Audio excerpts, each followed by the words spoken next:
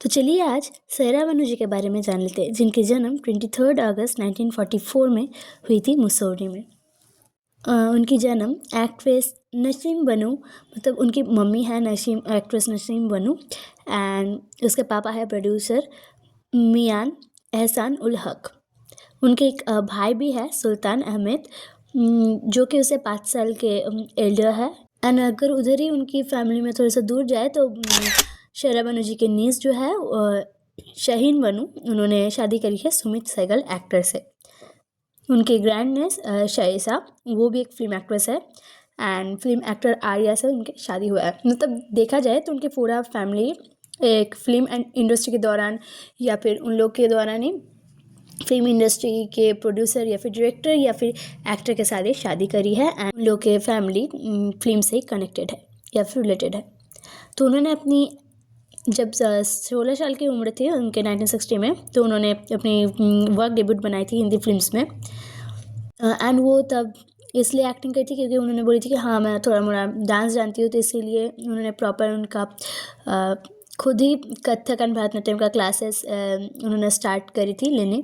And इसके बाद वो थोड़ा सा प्रोफेशनल होकर एक डांसर बनी। एंड इसके बाद वो अपने डांसिंग के दौरान बहुत सारे फिल्म में फीचर होते थे, जैसे कि अपने डेब्यूट करे थे उनके ऑपोजिट रोल में था शम्मी कपूर 1961 फिल्म में जंगली में, जिन्होंने उनको पहले वाले मूवी में film fair award for best actress के लिए नॉमिनेट किए थे। एंड जंगली वॉज रिटन बाय अगर जानी कश्मीरी, एंड वो भी उर्दू डायलॉग डिलीवरी में कोच होना पड़ा था। इसके बाद बैक टू बैक उन्होंने जो मूवी की है उधर ऑपोजिट रोल में थे शम्मी कपूर, जहाँ पर उन्होंने सेकेंड नंबर मूवी की है ब्लफ मास्टर, डिरेक्टेड बाय मनमोहन देसाई।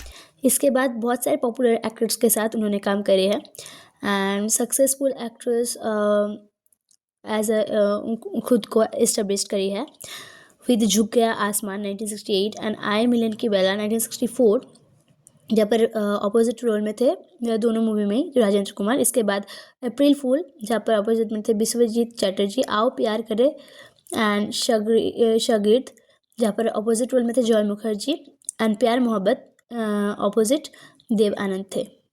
उनकी शादी होने के बाद जो 1967 की फिल्म अमन थी, वो थे उनके फर्स्ट फिल्म जो कि उन्होंने शादी के बाद करी है फिर रिलीज़ हुआ है।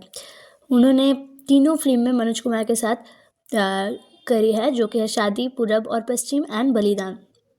द कल्ट कॉमेडी फिल्म पड़ोसन अपोजिट में जहाँ पर थे सुनील दत्त, एंड ये उनको टॉप लीग पर लेकर गया था।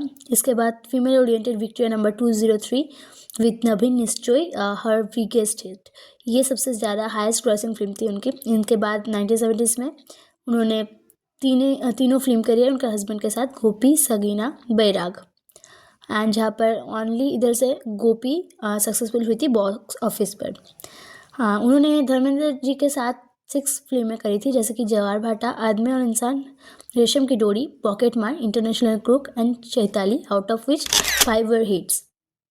एक इंटरव्यू के दौरान उन्होंने ये भी बोले थे कि वो बहुत ही रिग्रेट करते हैं, जहाँ पर उनको एक चांस मिला था राजेश खन्ना के साथ फिल्म करने के लिए, पर वो मिस हो गया था इसीलिए। छोटी बहू में उनको ये चांस मिला था, पर तब उनकी तबीयत बहुत ही ज़्यादा ख़राब था, तो इसीलिए उन्होंने ये नहीं कर पाया। अब चलिए जान लेते हैं उनकी पर्सनल लाइफ के बारे में। तो उनकी शादी हुई थी दिलीप कुमार, एक्टर दिलीप कुमार से, on 11 October 1966, and Banu was 22 and Kumar, मतलब Dilip Kumar was 44 years old at the time of marriage, and ये दोनों रहते थे तब के टाइम पर बंद्रा में। उन लोगों की कोई चिल्ड्रंस नहीं है।